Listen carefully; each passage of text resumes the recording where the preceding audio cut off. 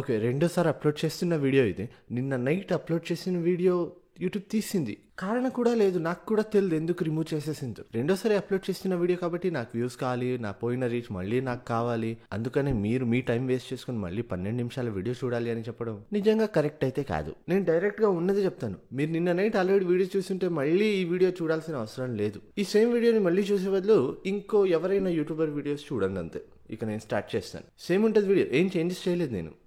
Records చూసుకో, ఇంతవరకు ఒక్క ఫైట్ కూడా ఓడిపోలేదు. మీ యుద్ధం మళ్ళీ మొదలైనట్టుంది. ఎన్ని యుగాలైనా ఎన్ని అవకాశాలు ఇచ్చినా మనిషి మారలేడు.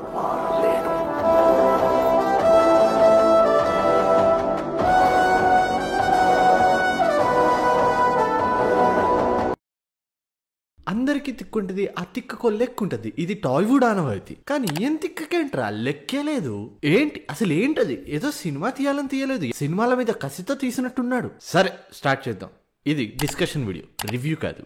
రివ్యూ డిస్కషన్కి తేడా తెలియకపోతే ఇన్ని వీడియోస్ ఉన్నాయి. వాటిని చూసిన తర్వాత మీకు ఈజీగా అర్థమైపోద్ది. అండ్ ఫైనలీ 4 సంవత్సరాల తర్వాత చూసేసాను. ఒక పని అయిపోయింది, కడుపు నిండిపోయింది. నాకు ఇంత ఫుడ్ ఎవడైనా తింటాడా? ఈయన కూడా తినలేడు. అయినా నాకు కన్ఫ్యూజన్, ఎక్కడి నుంచి స్టార్ట్ చేయాలి, ఏం మాట్లాడాలి అని కన్ఫ్యూజ్డ్. వీడియో స్టార్ట్ చేసే ముందు ఐ బెగ్ యూ, ఈ వీడియో ఏమంత ఇంపార్టెంట్ కాదు. ఫస్ట్ వెళ్ళి సినిమా చూడండి. ఈ వీడియో చూడకపోయినా పర్లేదు, ఫస్ట్ సినిమా చూసేయండి. స్పాయిలర్ అలర్ట్, సినిమా చూసిన వాళ్ళు మాత్రమే వీడియో చూడండి. అయినా కొందరు ఉంటారు, నా వాళ్ళ షుగర్ లెవెల్స్ నాకు తెలుదా ఏంటి, అందుకని వీడియో కావాలని 3 రోజులు డిలే చేసి అప్లోడ్ చేస్తున్నా. అయినా మీలో ఎవరైనా సినిమా ఇప్పటి వరకు చూడకపోతే వీకెండ్ కదా చూసేసి ఉంటారు అనుకుంటున్నాను. చూడకపోతే ప్లీజ్ స్కిప్ చేసేయండి, సినిమా కన్నా ఇంపార్టెంట్ కాదు ఇది. నాకు నచ్చిన కొన్ని విషయాలని సీన్స్ గురించి మాట్లాడుకుందాం. చాలా సీరియస్ ఈవెంట్స్ జరుగుతున్నప్పుడు, అసలు చెప్పాల్సిన అవసరం కూడా లేనప్పుడు 4-5 చోట్ల వినపడే పదం సారీ అని. ఇదేం గొప్ప పదం కాదు ఆ సీన్ లో, అండ్ అలా చెప్పేవాళ్ళు తప్పు కూడా చేయలేదు. బట్ స్టిల్, ఎగ్జాంపుల్ గా చెప్పాలంటే మృణాల్ ఠాకూర్ చెప్పే పదం, అంటే రాజేంద్ర ప్రసాద్ క్యారెక్టర్ స్టోన్ తో టెస్ట్ చేస్తున్నప్పుడు మృణాల్ ఠాకూర్ టెస్ట్ లో ఫెయిల్ అయిపోతుంది కదా, అప్పుడు ఆమె చెప్పే మాట సారీ అని. Which is like bit concerning for me. ఎందుకంటే నేను ఆ ప్లేస్ లో ఇంకేదో సింపుల్ డైలాగ్ చెప్తారు అని అనుకున్నా, కానీ sorry came out of syllabus. అంటే సారీ చెప్పి తప్పు చేశారు అని కాదు నేను అంటున్నది. ఐ మీన్ అప్పట్లో కూడా ఫ్యూచర్ లో కూడా అంత డెవిల్స్ మధ్యలో కూడా డౌన్ టు ఎర్త్ గా హై ఎమోషనల్ బీయింగ్స్ ఉన్నారు అనేది ఇట్స్ మంచి విషయమే. ఆ తర్వాత ఫస్ట్ టైం సుప్రీం యాస్కిన్ దగ్గరికి ముగ్గురు వెళ్తున్నప్పుడు బ్యాక్గ్రౌండ్ వాల్ మీద చార్ల్స్ డార్విన్ ఎవల్యూషన్ థియరీని చూస్తాం. కాకపోతే అది మొత్తం స్కెలిటన్ లా ఉంటది, టు బి ఎగ్జాక్ట్ ఇలా ఉంటది. And this symbolises the dark part of evolution. బహుశా మార్టాలిటీ మరియు ఇన్ఎవిటబిలిటీ గురించి చెప్పొచ్చు, లేదా యాస్కిన్ పాత్ర మరణం పట్ల మోహాన్ని వ్యక్తపరించే మూవ్ అయ్యుండొచ్చు. అండ్ అలాగే స్టార్టింగ్ లో ఈ 2 ట్రాన్సిషన్స్ అయితే నాకు బాగా నచ్చేసాయి.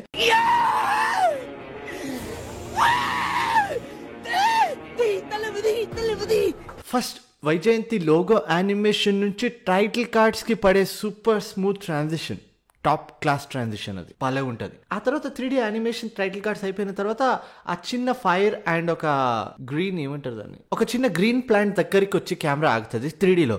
అండ్ ఆ 3D యానిమేషన్ నుంచి రియల్ లైఫ్ కి ట్రాన్సిషన్ సూపర్ స్మూత్ గా ఉంటాయి ఇవి 2. అండ్ ఇక్కడే మనం మాట్లాడుకోవాల్సిన ఇంకో విషయం ఏంటంటే అశ్వత్థామ బ్రహ్మాస్త్రాన్ని యూజ్ చేసే విధానం. అంటే ఆ గ్రీన్ ప్లాంట్ ని తీసుకొని ఏదో మంత్రం చదివి హ్యాండ్స్ ని, మనం చిన్న పేపర్ రాకెట్ ని వదిలేవాళ్ళం, ఆ స్టైల్లో వదిలేస్తాడు. And you know what, this is very interesting. ఎందుకంటే బ్రహ్మాస్త్ర ఇప్పటివరకు మనం ఏమనుకుంటున్నాం, పాత సినిమాల్లో చూసి బ్రహ్మాస్త్ర ఆర్ ఏ వెపన్ అయినా ఒక ఫిజికల్ ఆరో వెనక ఉంటుంది, దాంతో షూట్ చేస్తారు అని అనుకుని ఉంటాం. బట్ యు నో వాట్, బ్రహ్మాస్త్ర అనేది it's a pure energy. And energy ఎక్కడైనా స్టోర్ చేసుకోవచ్చు. ఎనర్జీకి ఒక సోర్స్ అవసరం లేదు. ఒక చిన్న కణంతో కూడా బ్రహ్మాస్త్రాన్ని సృష్టించవచ్చు కదా. ఆయుధ జ్ఞానం ఉన్నోళ్ళు ఎవరికైనా కూడా ఆయుధాలు అవసరం లేదు, ఒక ఎనర్జీ ఉంటే చాలు. అది డైరెక్ట్ అయినా ఇండైరెక్ట్ అయినా, they just need energy and they will convert that energy into their required form. And ఇక్కడ కూడా సేమ్ అదే అయింది. ఆ చిన్న ప్లాంట్ ని వాడుకొని అశ్వత్థామ బ్రహ్మాస్త్రాన్ని సృష్టించాడు. అండ్ అలానే బుజ్జి నా ఫేవరెట్ కంపానియన్ అయిపోయింది. ఇప్పుడు 2 సార్లు వచ్చి భైరవుడిని కాపాడుతుంది, టఫ్ టైమ్స్ లో కరెక్ట్ టైంకి వచ్చి కాపాడుతుంది భైరవుడిని. అండ్ ఆ క్లైమాక్స్ లో ఆ బటన్ నొక్కిన తర్వాత వాళ్ళు ఎక్కడికి వెళ్ళి పడిపోతారు అనేది it's mystery for me. Guess చేయాలంటే మేబీ జస్ట్ వైల్డ్ గెస్ అంతే ఇది. సో మేబీ వాళ్ళు వెళ్ళిన స్పీడ్కి కొంపతీసి టైం ట్రావెల్ ఏదైనా చేసేసి ఉంటారా? చూడాలి సెకండ్ పార్ట్ లో ఎలా చూపిస్తారనేది. But Bujji is my favourite gender right now. And then complex విషయానికి వస్తే నేను చాలా కన్ఫ్యూజన్ లో ఉన్నాను అన్నమాట. అంటే ఆ కాంప్లెక్స్ డైమెన్షన్స్ ఏంటి, అది ఎంత పెద్దగా ఉంది, దాని అనాటమీ ఏంటి, ఎక్కడి నుంచి లోపలికి వెళ్ళాలి, ఎక్కడి నుంచి బయటకు వస్తారు, ఏమేమి లూప్ హోల్స్ ఉన్నాయి, ఎలా అంత హైట్ లో వాటర్ వెళ్ళింది, ఎలా ఆ ఫ్రెష్ ఎయిర్ ని కేజ్ చేసి కేవలం కాంప్లెక్స్ లోపల మెయింటైన్ చేయగలరు, కాంప్లెక్స్ పైన టాప్ ఫ్లోర్ లో ఎలా దీన్ని బిల్డ్ చేశారు, వీటి గురించి తెలియదు నాకు ఇప్పటికైతే. ఐ విష్ కల్కి టీం వాళ్ళు ఏదైనా ప్రీలుడో లేదా యానిమేషన్ ఎపిసోడ్ ఈ కాంప్లెక్స్ మీద ఇది ఎలా వర్క్ అవుతుంది, ఇది ఎలా వచ్చింది అనే దాని మీద చేస్తే చూడటానికి I'm interested. And than the banger climax. Spoiler alert, చూడని వాళ్ళు స్కిప్ చేసేయండి. కర్ణుడి రివీల్. ఈ క్లైమాక్స్ లో ఇక్కడ ఏం జరుగుతుందో చూసి జీర్ణించుకునే లోపే సినిమా అయిపోయింది. ఈ క్లైమాక్స్ ఎంత హై ఇచ్చిందంటే ఏం చూశానో గుర్తు పెట్టుకోవడానికి ఇంకో 3 సార్లు వెళ్ళి చూడాల్సిన పరిస్థితి. దీని గురించి మాట్లాడుకుందాం. సమీటి ఫైర్ నుంచి నడిచొచ్చే shot. Let me tell you this, Deepika plus fire shots with pregnancy or kid with her is a match made in heaven combination. Deepika తోడుగా ఫైర్ ని చూపించారని గుర్తు పెట్టుకోండి. That cinema is going to be a legendary cinema for sure. And now let's talk about something more important. ఈ సినిమాలో మీరు చూసిన ప్రతి షాట్ లో, ఐ రిపీట్, ప్రతి ఒక్క షాట్ లో కూడా విఎఫ్ఎక్స్ సిజే చేశారు. అలా చేశారని 3-4 ప్లేసెస్ లో కనిపిస్తుంది విఎఫ్ఎక్స్ చేశారు అని ఫేక్ గా. బట్ బెస్ట్ విఎఫ్ఎక్స్ అని దేన్ని అంటారో తెలుసా? కంటికి కనిపించని విఎఫ్ఎక్స్ ని, రియల్ అండ్ ఫేక్ ని డిఫరెన్షియేట్ చేయలేని విఎఫ్ఎక్స్ బెస్ట్ విఎఫ్ఎక్స్ అని అంటాం. అండ్ అలాంటివి చాలా ఉన్నాయి ఈ సినిమాలో. లిటరలీ చాలా డీటెయిల్స్ అయితే ఉన్నాయి. Can't wait to share with you. Release అయిన వెంటనే మైక్రో డిటెయిల్స్ చేసి దొబ్బుతా. మిస్ కాకూడదు అనుకుంటే ఈ బటన్ నొక్కండి. 160 kg తూకాన్ని మోయాలి నేను ఇప్పుడు. అండ్ సినిమాకి వెళ్ళే ముందు మ్యూజిక్ బీజిఎం మీద కొంచెం డౌట్ లోనే ఉన్నాను యాక్చువల్లీ. బట్ సన కావాల్సిన సీన్కి కావాల్సినంత ఇచ్చేశాడు, ఇచ్చి పడేశాడు. నేను సాటిస్ఫైడ్. అండ్ యాస్కిన్ గురించి మాట్లాడుకోవాలంటే ఒక చోట 200 సంవత్సరాల నుంచి ఉన్నారు అని చెప్తారు ఎవరు. బట్ నా ప్రకారం 200 years నుంచి ఉన్నాడు అని వీళ్ళకి తెలుసుంటది. అంటే 200 years వెనక లైమ్ లైట్ లో వచ్చుంటాడు, కానీ దానికన్నా ముందు నుంచే ఎగ్జిస్టెన్స్ లో ఉంటాడు యాస్కిన్. ఎందుకంటే జస్ట్ 200 years లో ఇంత పెద్ద సామ్రాజ్యాన్ని కట్టడం నాట్ పాసిబుల్. ఇలాంటి సిస్టమ్ ప్రిపేర్ చేయడానికి 200 years నాట్ ఇనఫ్. అలానే యాస్కిన్ లాస్ట్ లో ఏదో చెప్తాడు కదా, అది వినేయండి. పతితులార భ్రష్టులార బాధా సర్పదష్టులార దగాపడిన తమ్ములార ఏడవ కండి జగన్నాథ రథ చక్రాలొస్తున్నాయి రథచక్ర ప్రళయ ఘోష భూమార్గం పట్టిస్తాను, భూకంపం పుట్టిస్తాను. అండ్ యాస్కిన్ సినిమాలో ఒక చోట అనుచరులకి అరుస్తున్నప్పుడు లోపల ఏదో డీమన్ దాక్కున్నట్టు చాలా బేస్ వాయిస్ లో మాట్లాడిస్తాడు. జస్ట్ 2-3 words అంతే. చాలా డెవిల్ వాయిస్ లో ఉంటుంది అది. Which brings this theory that 200 years అయితే అస్సలు కాదు, ఇంకా చాలానే. అండ్ మేబీ సెకండ్ పార్ట్ లో చూపించచ్చు. ఇంకో సబ్ ప్లాట్ ఇది. యాస్కిన్ లాస్ట్ లో అర్జునుడి వెపన్ అయిన గాంధీవని లిఫ్ట్ చేసేస్తాడు. And why, how? గాంధీవా ఎవరిని ముట్టుకొని ఇవ్వదు కదా. అక్కడ దేవుడి అంశం, అదే ఆ సిరం ఉంది కదా, అది ఒక్క డ్రాప్ యూస్ చేసుకుని యాస్కిన్ ఇంత స్ట్రాంగ్ అయిపోయాడు కదా.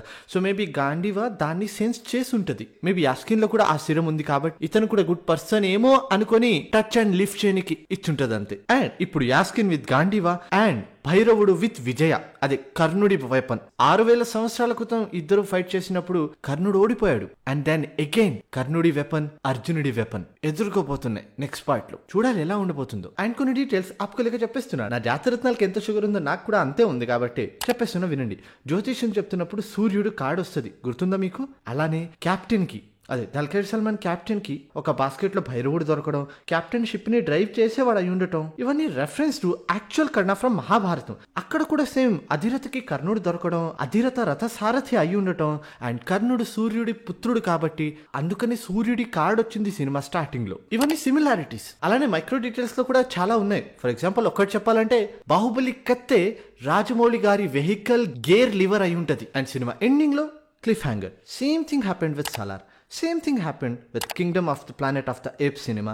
అండ్ నో కల్కిలో కూడా అదే స్టైల్. సినిమా తన హయ్యెస్ట్ పీక్ లో ఉండగా కొండ మీద తీసుకెళ్లి కాళ్ళతో తన్ని విసిరేస్తారు, వెళ్ళిపోయి ఇంకా 5 సంవత్సరాల తర్వాత రా అని. అట్లీస్ట్ మా మామగారు కమల్ హాసన్ కాబట్టి నాకైనా కొన్ని ఎక్స్ట్రా సీన్స్ లేని చూపించి ఉంటే బాగుండేది. And now the main question, నాకు చాలా మంది అడిగిన క్వశ్చన్, వై కర్ణ? ఇన్ని క్యారెక్టర్స్ ఉండగా నాగశ్విన్ కర్ణాని చూస్ చేసుకోనికి రీజన్ ఏంటి?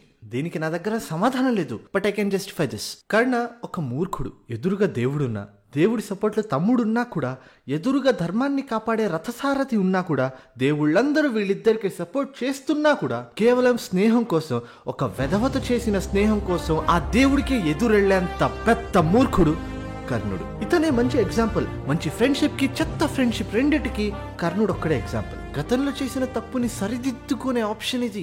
ఆ రోజు కురుక్షేత్రంలో యుద్ధభూమిలో ఒక యోధుడిని పిల్లాన్ని నీచంగా నక్కలా చంపేశాడు. దానికి రిడెంప్షన్ ఈ పునర్జన్మ అయి ఉండొచ్చు. And let me remind you this, కర్ణుడిని చంపింది అర్జునుడు విసిరిన బాణం కాదు, విధి పన్నిన పన్నాగం. కర్ణుడు ధర్మానికి ఎదురుగా వెళ్లడం వల్ల, కర్ణుడి కర్మల వల్ల కర్ణుడు చచ్చిపోయాడు కాబట్టి పాండవులు బ్రతికిపోయారు, యుద్ధం గెలిచిపోయారు. జస్ట్ ఇమాజిన్, కర్ణుడు బ్రతికి ఉంటే పాండవులు చచ్చిపోయేవారు. ఐఎమ్ నాట్ గ్లోరిఫైయింగ్ కర్ణుడి character, I'm glorifying his legacy. చెడు సంఘానికి ఒక మంచి ఉదాహరణ కర్ణుడు. అదిదా ఆయన సంస్కారం. ఇదంతా ఒకెత్తైతే ఆ గుర్రాలు అగ్ని మీద నుంచి ఎగిరొచ్చిన తర్వాత చెప్పే డైలాగ్, ఆలస్యమైందా ఆచార్యపుత్ర అనే dialogue.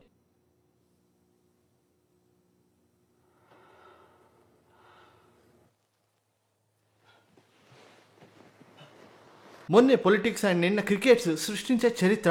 And now all I want to hear is ఆలస్యమైందా ఆచార్యపుత్ర once more. Time waiting for కల్కి cinematic products.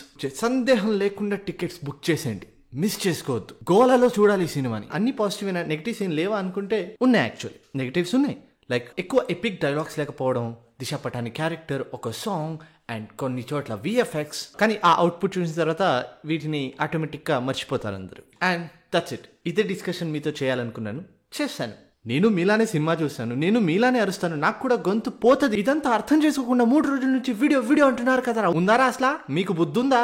Well, jokes apart, ఇక్కడ వరకు వీడియో చూసారంటే మీ ఎక్స్పీరియన్స్ కింద కమెంట్ సెక్షన్ చెప్పండి. మీరు సినిమా గురించి ఏదైనా షేర్ చేసుకోవాలనుకుంటే కింద కమెంట్ సెక్షన్ లో చెప్పండి. నాకు చాలా ఫన్నీగా అనిపించింది అశ్వత్థామ అండ్ భైరవుడి ఫస్ట్ పంచ్ కొట్టుకున్న తర్వాత భైరవుడి రియాక్షన్. ఇది నాకు చాలా ఫన్నీగా అనిపించింది. ఈ సినిమాలో మీకు ఫన్నీగా అనిపించింది ఏంటి చెప్పండి కింద కమెంట్ సెక్షన్లో. అండ్ ఈ వీడియోని, ఇది డిస్కషన్ వీడియో కాబట్టి డెఫినెట్లీ మీ ఫ్రెండ్స్తో తప్పకుండా షేర్ చేసుకోండి. ఇలాంటి మరిన్ని డిస్కషన్ అండ్ మరిన్ని మైక్రో డీటెయిల్స్ వీడియో వస్తాయి కాబట్టి మిస్ చేసుకోకూడదు అనుకుంటే ఇక్కడ ఒక బటన్ ఉంటుంది సబ్ రేపటి కోసం అని, దాన్ని నొక్కండి. అలానే ఇవి నా సామాజిక ప్రసార ఖాతాలు. ఏదైనా మాట్లాడాలంటే, డిస్కస్ చేయాలంటే ఫాలో చేసుకోండి. See in the video soon.